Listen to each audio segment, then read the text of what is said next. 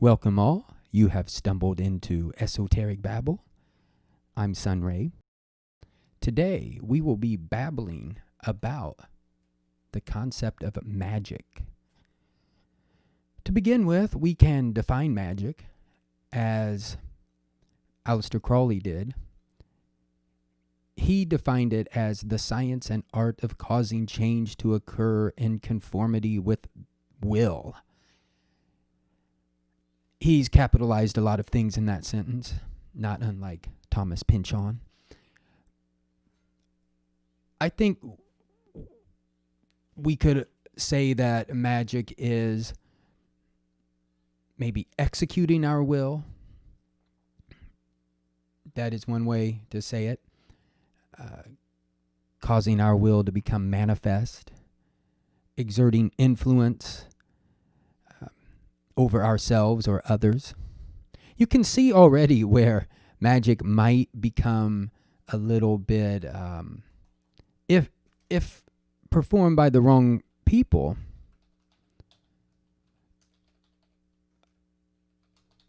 it could be very dark in nature. And there's a word for that, black magic. We'll talk about that a little more, but if you want a good example of black magic, I think most people would agree that advertising is a pretty good example of that. But yes, we want to think about magic as something not supernatural, not that I'm going to wave a magic wand or do a dance and bring about rain or bring about fertility. I'm not saying that you cannot perform rituals and that might better increase the chances of certain things happening. We'll talk about that in a minute too. So one thing I would like to talk about, another thing Aleister Crowley did that we don't necessarily have to do, sometimes you'll see this, he added the letter K to the end of magic. So he spells it M-A-G-I-C-K. And that was simply in an effort to differentiate it from maybe magic that a magician would do, like a card trick or something, where it's sort of, I think you could use the term stage magic or illusion. And so you'll see this word magic, M-A-G-I-C-K, as a way of differentiating, as I already said there. And you'll also hear of different kinds of magic: sex magic, chaos magic, white magic, black magic. I mean, there's all sorts of different ways to categorize this practice. Now, if we go back a little bit and just say that magic is really something, it's a way of, let's say, causing change almost. Well, you know that you could push on a door to make it open or close sometimes. I mean, that could be seen as an act of magic. And I don't want to say that isn't, but I think that often when we think about magic, it's to differentiate. Well, we're using that word to distinguish it from a lot of acts that we might do, like making dinner or, driving a car and so on and so forth. That, not that they couldn't be subsumed under the umbrella of magic, but that we are aware of what the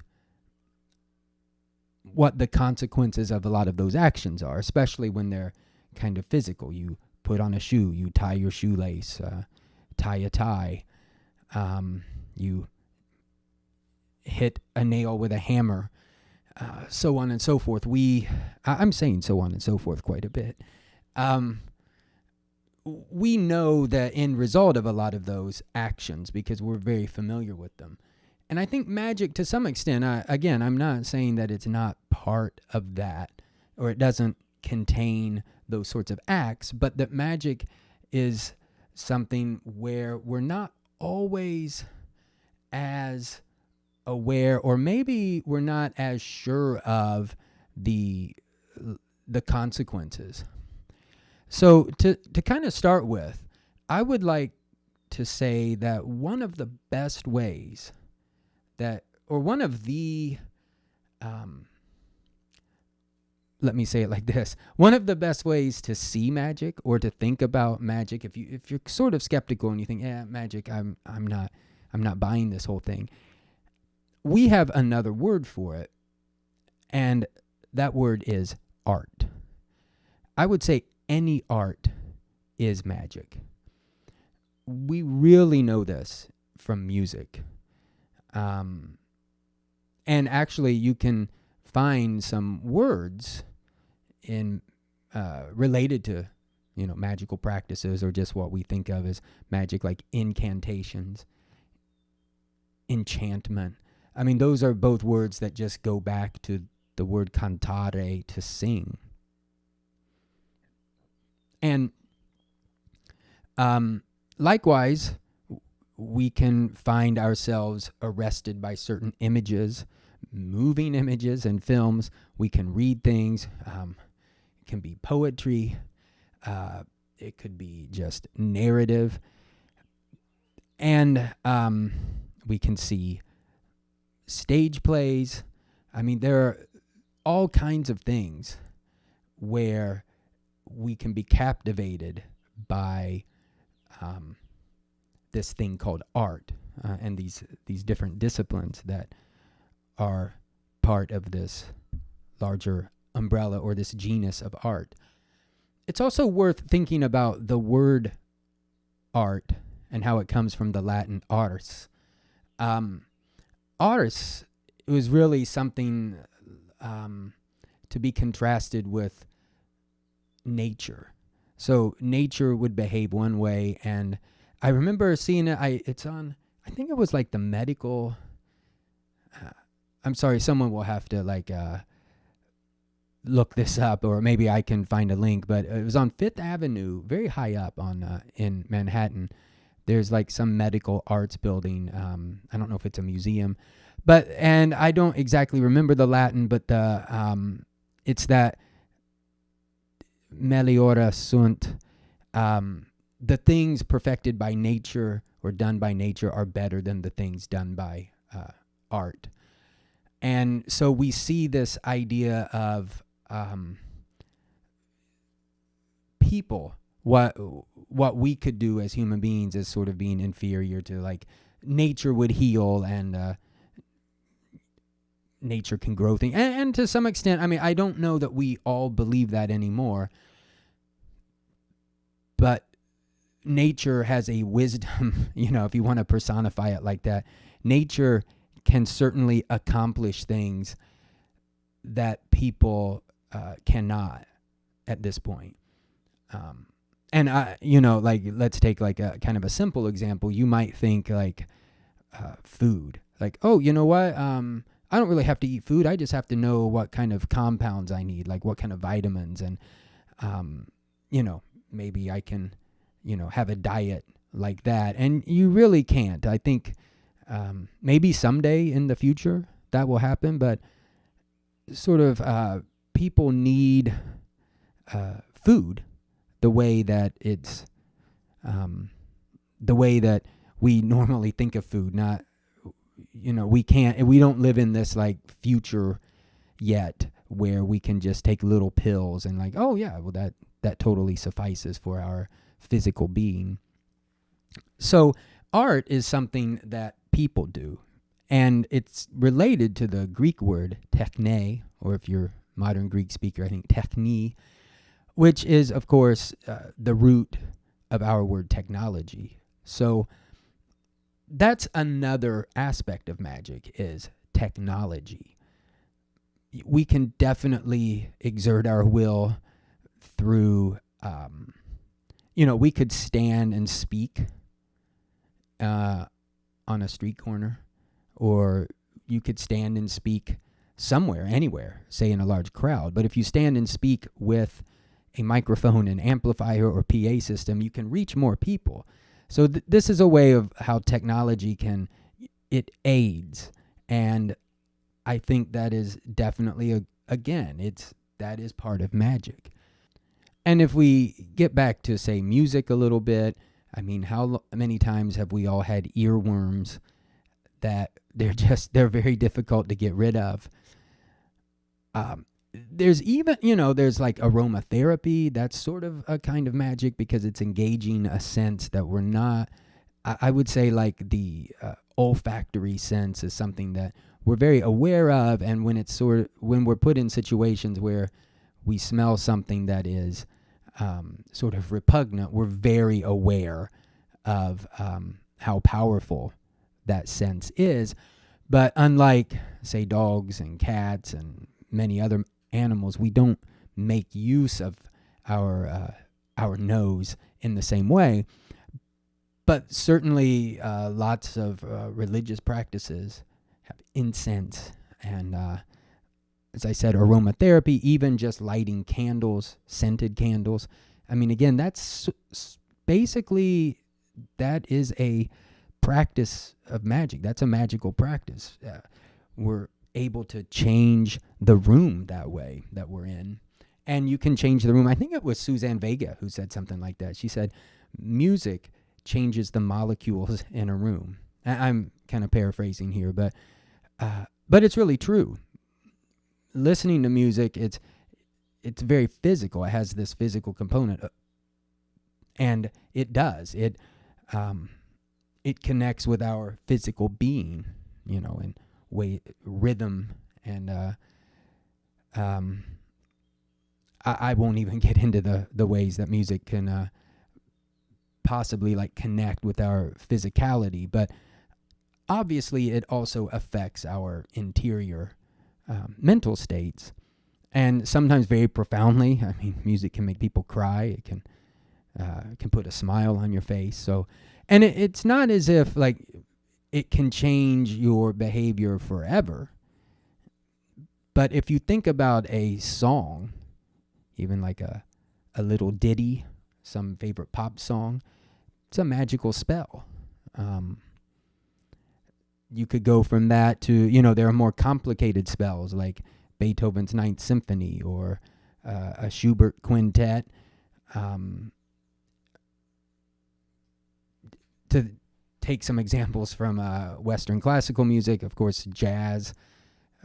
You could pick any kind of music, and it's going to have some component, or it's going to have some effect, and probably some intended effect. Probably sometimes people aren't always aware of what the effect will be. It might be sort of vague. And I think those of us who make music or art or anything really, if we were to sort of just shift our mindset a little bit and think, oh, we are engaged in a magical practice. We are making a spell. We might even open ourselves up to other possibilities, or maybe to view more ramifications of what we're doing. Oh, by the way, I would also say in terms of magic, there is a whole, I would term it pharmacological magic. There are actual compounds that can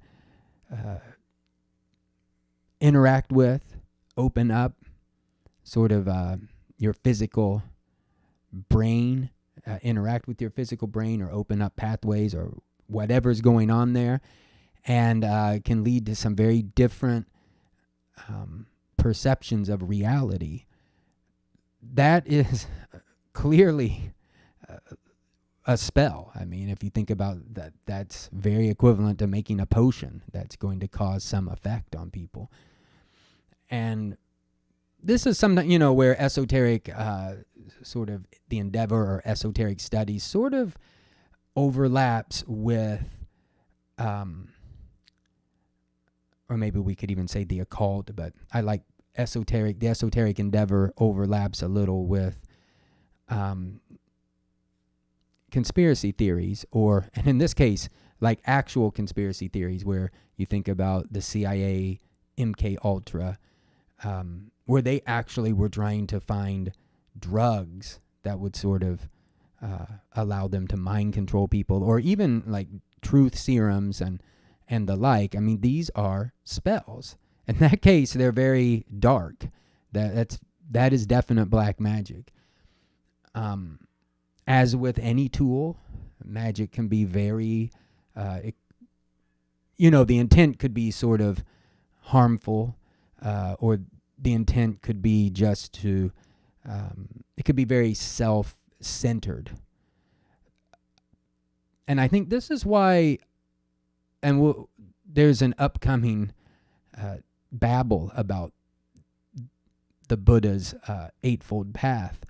But that's why it's extremely important, and you've seen this in all sorts of spiritual traditions. It's very important that people have a balance, sort of have, how should we say, like a very balanced diet in spirituality, and that we're trying to be compassionate and giving, and not just seeking our own gain.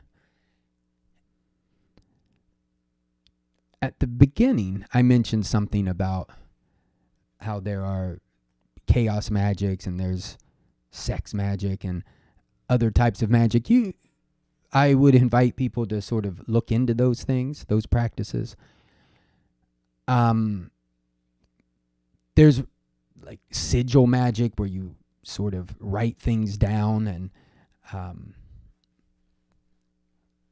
the idea being that certain things come about. I've had some very minor success with that. And my take on these sorts of magical rituals is that it's not so much that the ritual changes the fabric of the universe and through some unknown mechanism affects someone else's psyche to sort of do what you're sort of hoping they will do. But I think it centers us and makes us very aware of the situation. It maybe puts us in tune, even on a subconscious level, like what is going on here. And it perhaps what is going on is almost like a self-fulfilling prophecy. If we're intent on like having someone notice us, the ritual may just be an act that is a seed that causes our behavior to change. But irrespective of the mechanism or what's going on, this, like many other things that we talk about here on Esoteric Babble, and actually practically the entirety of the esoteric endeavor, these are things that have to be done first person. You cannot sit idly by and just sort of study this in the way that you might study the effects of a medicine or primate behavior or so on and so forth. These are things that we have to do, sort of like cooking and having a garden. You have to get in there, and you can take knowledge that you know, but it has to be applied. And so I always invite people, I get it if you're skeptical. And I think, was it Andy Besant who said, why force food on someone who isn't hungry? I don't think anything is something that we all have to do, apart from like practicing compassion. And I think that's sort of just a natural thing that can happen. This is an aside, but compassion for other people is just something that more or less naturally happens when we're not like put in an ultra competitive state. But I'm not suggesting that magic is something that everyone has to do. But it is something that we're all subjected to. There's no way around it. I mentioned before about advertising. That is a very or a highly manipulative form of magic. By and large, it's sort of a black magic. We can find entertaining versions of it, but by and large, the